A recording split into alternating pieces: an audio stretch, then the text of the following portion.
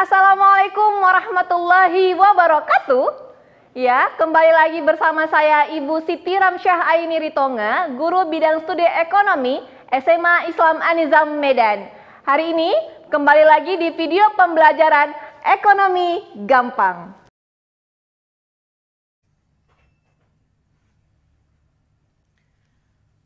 Mari kita buka pembelajaran hari ini dengan mengucapkan lafaz Bismillahirrahmanirrahim. Ya, dan Ibu kelas 10, hari ini saya ngajarnya nggak apa ya, maksudnya wajahnya nggak nampak ya, nggak apa-apa ya, supaya lebih jelas aja materinya kalau langsung kayak gini. Soalnya kalau ditembakkan pakai proyektor, dia kurang jelas gitu ya tulisannya. Tapi nggak mengurangi kehusukan kita, nggak mengurangi keseriusan kita dalam pembelajaran ekonomi hari ini. Hari ini kita lanjut materi bab selanjutnya mengenai industri jasa keuangan. Kemarin sudah sempat saya kasihkan tugas kepada kamu mengenai untuk mengamati industri-industri jasa keuangan yang ada di sekitar kamu. Nah, itu hasilnya sudah sangat bagus. Ya, sudah bisa menentukan mulai dari kamu langsung sampaikan mereknya, ada Prudensial, ada Pegadaian, ada Bank BNI, BRI gitu ya. Nah, itulah dia semua macam-macam industri jasa keuangan. Artinya sebuah industri, sebuah lembaga, sebuah proses kegiatan untuk menghasilkan ya jasa pelayanan dari sisi finansial atau keuangan. Nah, kalau yang kemarin ada yang ngejawab ya, di sekitar kita itu ada bank sentral. Nah, itu berarti kan nggak benar gitu ya. Jadi saya tahu nih mana yang paham akan soalnya, mana yang belum paham. Tapi nggak apa-apa, nilainya minimal saya buat kalau masa kemarin 90 gitu ya.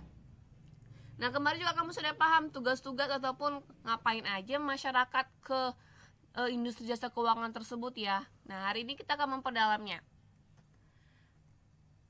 Nah, oke. Dewasa ini, industri jasa keuangan mengalami perkembangan yang sangat pesat. Keberadaannya dibutuhkan dan sangat membantu para pelaku ekonomi.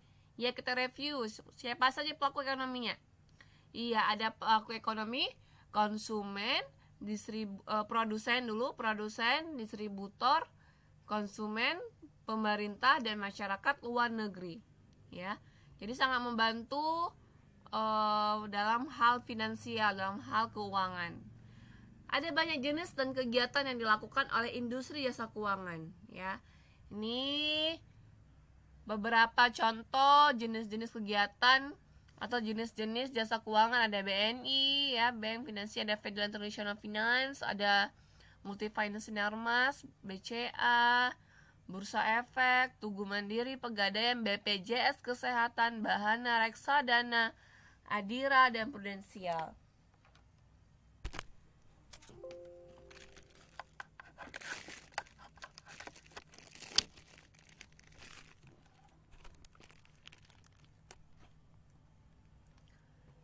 Nah, maka industri jasa keuangan adalah lembaga yang melaksanakan kegiatan di sektor perbankan, pasar modal, perasuransian, dana pensiun, lembaga pembiayaan, dan lembaga jasa keuangan lainnya. Jadi banyak kalau kita bicara dari sisi keuangan tuh banyak. Dari segi perbankan, pasar modal, asuransi, dana pensiun, lembaga pembiayaan, dan jasa keuangan lainnya. Nah, kita bahas satu persatu yuk. Nih ya, ada 6 industri jasa keuangan yang akan kita bahas. Ada bank, ada pasar modal, ada lembaga penjamin simpanan, pegadaian, asuransi, dan dana pensiun. Kita bahas yang pertama yaitu bank. Ya, menurut Undang-Undang Perbankan Nomor 10 Tahun 1998, bank ada 2 jenisnya. Ada bank umum dan ada bank perkreditan rakyat. Kita bicara ke sisi yang sebelah kiri dulu ya, yang di bank umum. Maka bank umum kegiatan utamanya adalah menghimpun dana dalam bentuk simpanan dan menyalurkan kembali dana tersebut kepada masyarakat dalam bentuk pinjaman atau kredit. Maka hal-hal apa saja yang dilakukan selain itu? Ya, bank umum juga melakukan menerbitkan dan menjual surat-surat berharga. Ya, yang kedua, bank umum juga memindahkan dana nasabah ke bank lainnya atau bentuk transfer. Yang ketiga, bank umum juga menerima pembayaran dari pihak ketiga. Contohnya, bank umum itu kita bisa bayar listrik PLN dari bank, bisa bayar pulsa dari bank. Ya, apalagi dari mobil banking itu sangat gampang sekali. Bayar listrik, bayar air, bayar BPJS, pokoknya bayar tagihan bisa melalui bank umum. Transfer juga menjual dan menerbitkan surat-surat berharga, ya. Surat obligasi atau surat utang, surat saham bisa bank umum juga menerbitkannya. Selain dari menghimpun atau menerima simpanan dan memberikan kredit. Nah, kalau bank BPR, ya Bank Perkreditan Rakyat, jelas ya, Bank Perkreditan Rakyat berarti sebuah lembaga yang dikhususkan untuk meminjam uang. Ya, lembaga keuangan yang menerima simpanan hanya dalam bentuk deposito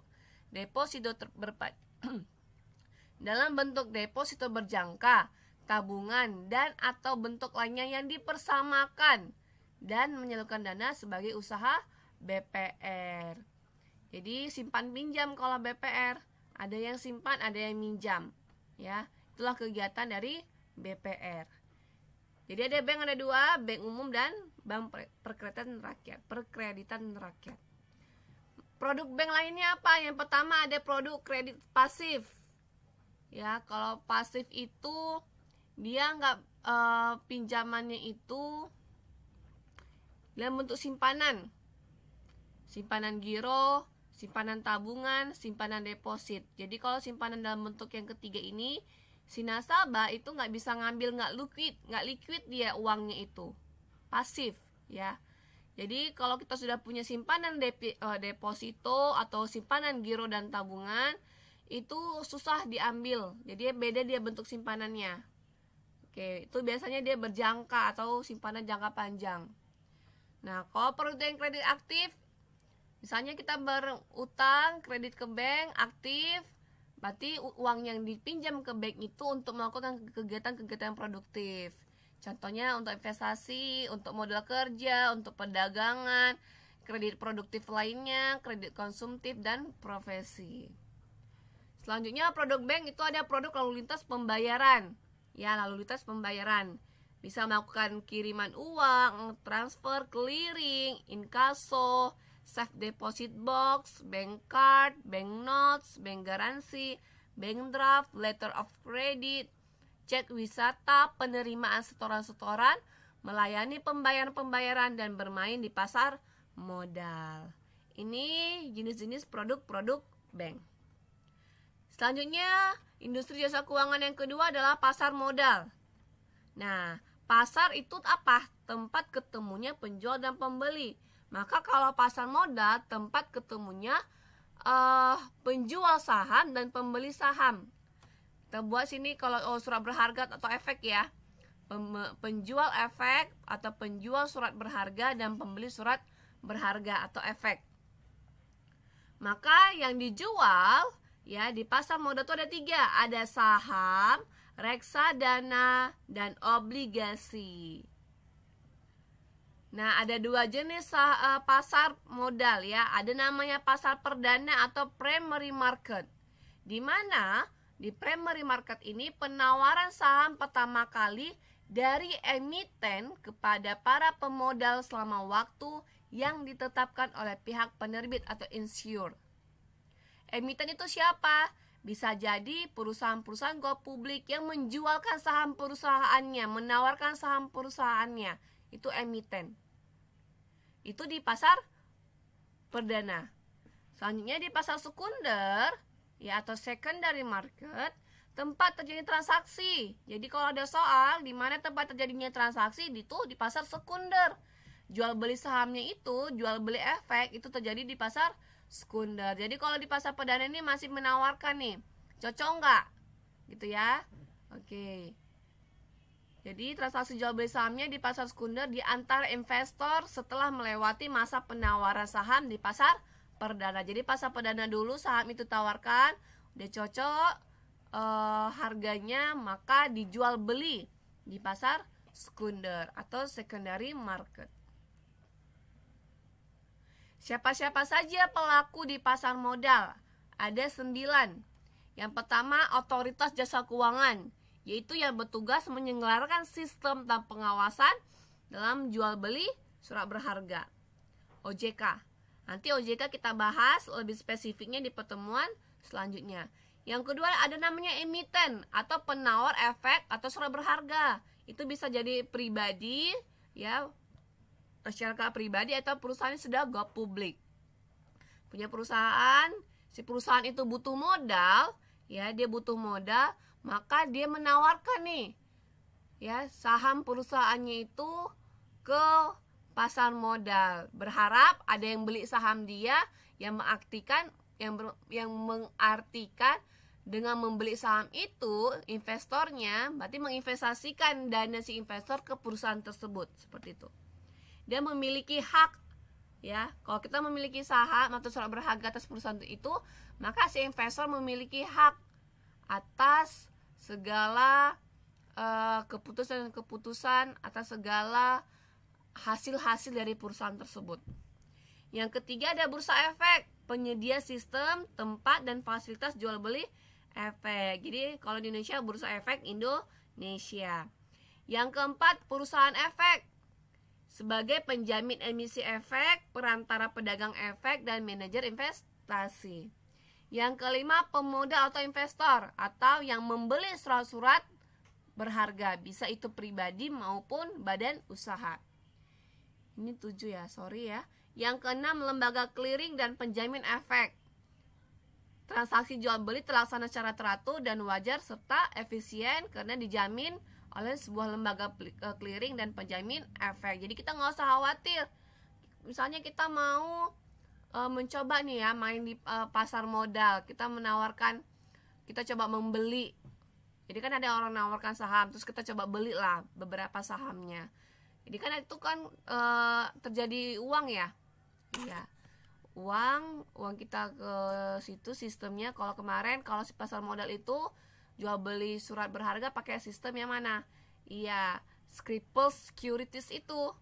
Ya, jadi dijamin. Jadi nggak usah khawatir. Dan yang ketujuh ya, lembaga penyimpanan dan penyelesaian atau LPPP. Jadi surat berharga itu dalam bentuk elektronik. Gitu ya. Uangnya juga disimpan oleh lembaga penyimpanan, penitipan harga untuk kepentingan pihak lain. Untuk lebih jelasnya, ini ada video mengenai bagaimana sistem dan bagaimana peran-peran dari pelaku di pasar modal. Ini mekanismenya ya, dana nasabah, transfer dana, ini sistem penjaminan. Oke, kita lihat. Kalian pernah beli sesuatu kan di pasar tradisional? Kalau iya, berarti kalian udah melakukan transaksi jual beli. Nah, ini nggak ada bedanya sama pasar modal. Di pasar modal juga terjadi kegiatan transaksi jual beli.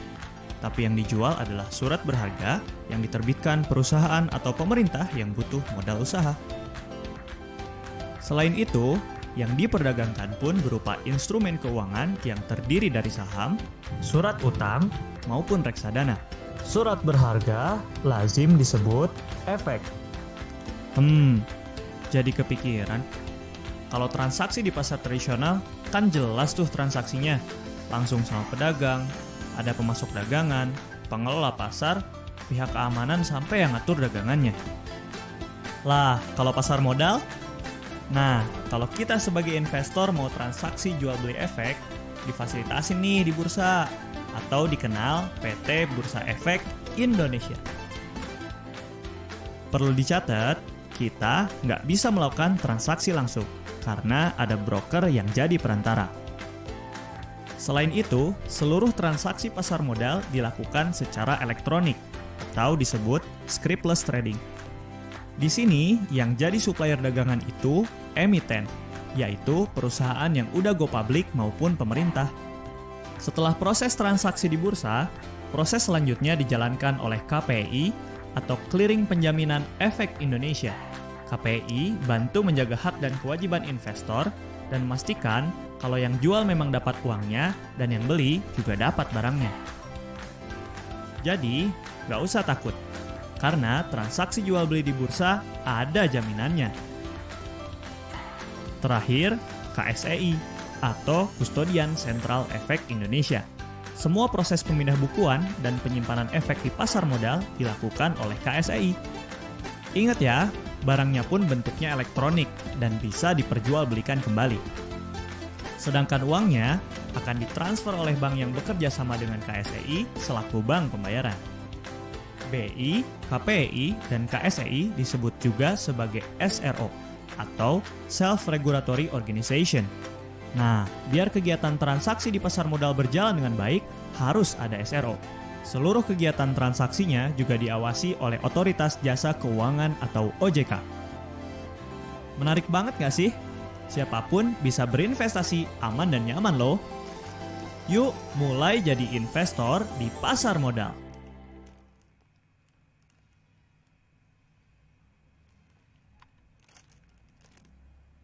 Oke, itu tadi mengenai pasar modal ya. Jadi ada beberapa pelaku ya, ada yang penjaminnya, pengamannya, ada perantaranya, ada pelakunya, gitu ya. Oke, kita lanjut. Yang ketiga ada lembaga penjamin simpanan, ya, yaitu sebuah lembaga independen yang bertanggung jawab kepada presiden yang dibentuk berdasarkan Undang-Undang Nomor 24 Tahun 2004 tentang lembaga penjamin simpanan, sebagaimana telah diubah dengan Undang-Undang Nomor 7 Tahun 2009. Jadi ini lembaga independen. Apa fungsinya? Menjamin simpanan nasabah di bank. Yang kedua, aktif dalam menjaga stabilitas sistem perbankan sesuai kewenangannya. Makanya kita tenang nyimpan uang di bank karena sudah ada penjamin simpanan. Apa saja yang dijamin oleh LPS? Yang pertama, simpanan berbentuk deposito. Yang kedua, dalam bentuk tabungan.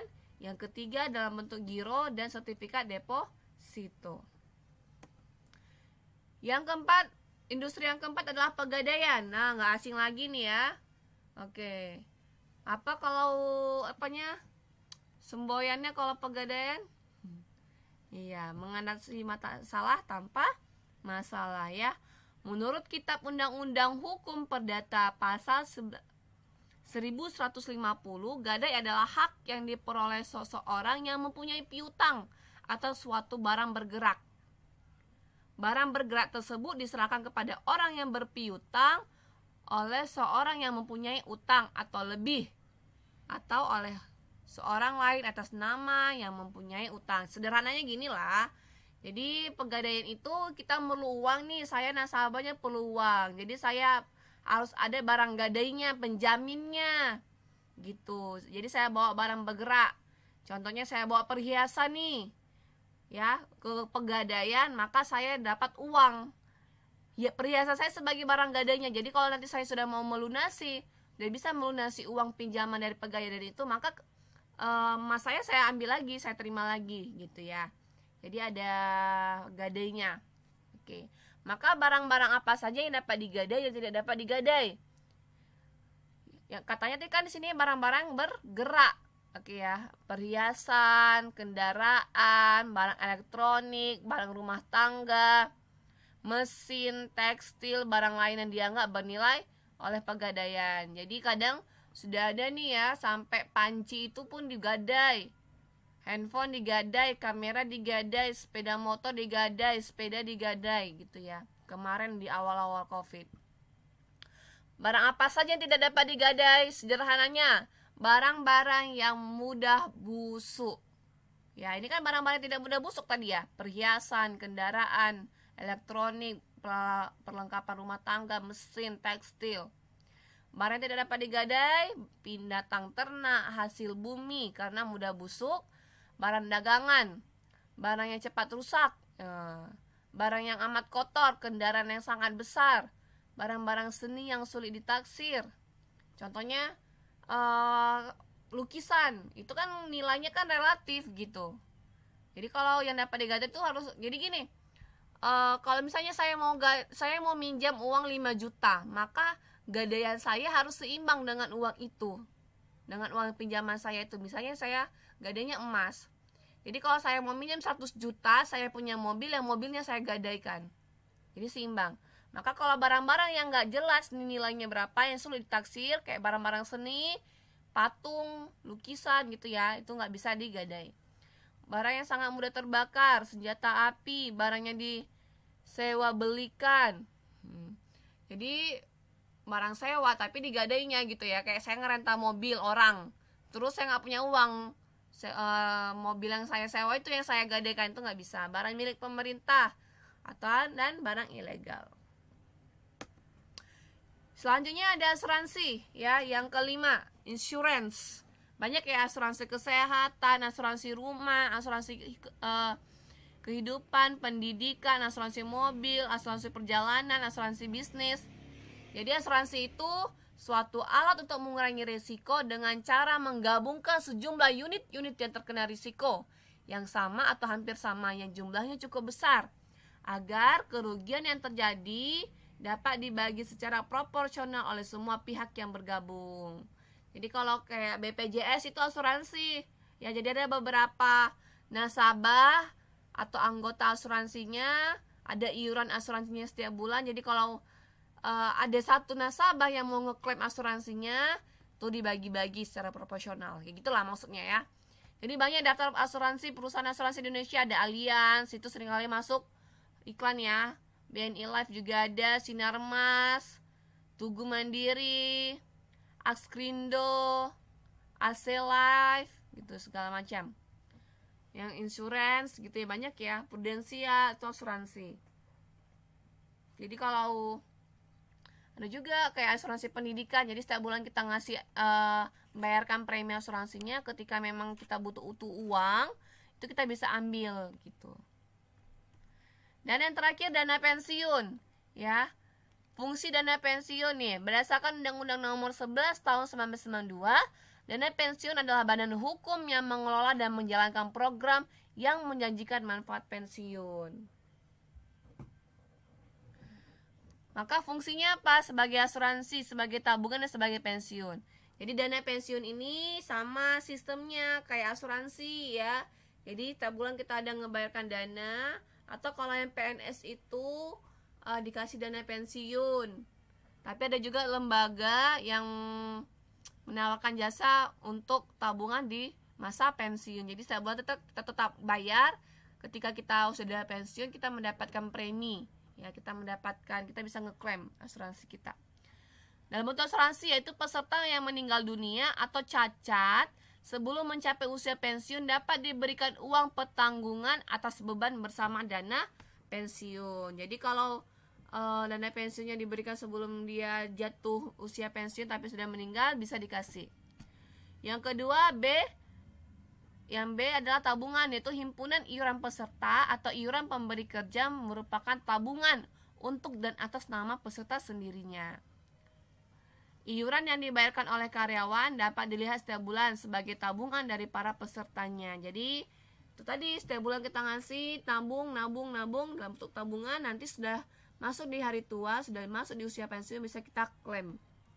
Yang ketiga, pensiun, yaitu seluruh himpunan iuran peserta dan iuran pemberi kerja serta hasil pengolahan akan dibayar dalam bentuk manfaat pensiun sejak bulan pertama sejak mencapai usia pensiun selama seumur hidupnya ya.